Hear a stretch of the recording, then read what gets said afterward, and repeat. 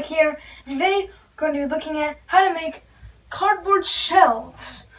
So in all my videos, you probably see these shelves here. You might not know they're cardboard, but I'm telling you now, these are cardboard shelves. So what you do basically, these are some new ones I wanted to put up. And I figured before I put up these shelves, I should make a video on them. So, how they look like. So all the pieces are double thick cardboard. If you don't know what double thick cardboard is, click right there to go to my top 5 cardboard tips and tricks video, and that talks about what double thick cardboard is and when to use it.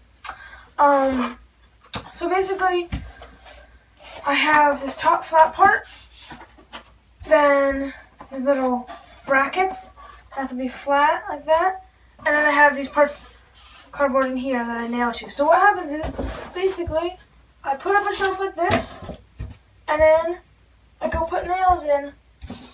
Right there, you can see nails, there's nails in this one.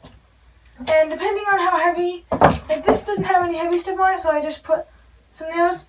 This new shelf is going to have a lot of stuff on it. Like tons and tons of my safes and my combination locks and all that stuff is going to be stacked up along one wall on these 2 shelves.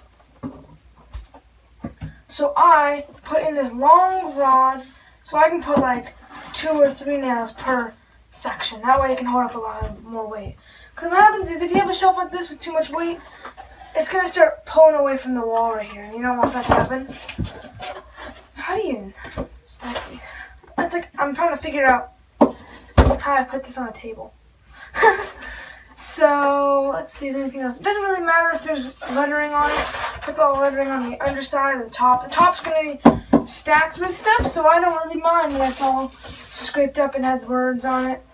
It doesn't matter. You can use, like, I got this double thick cardboard from a TV monitor box, or you can get it from just like a desktop computer monitor. Any kind of monitor comes in double thick cardboard normally, and has those flaps that open.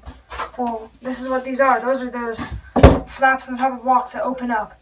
I just cut 2 of those off and made these 2 shelves.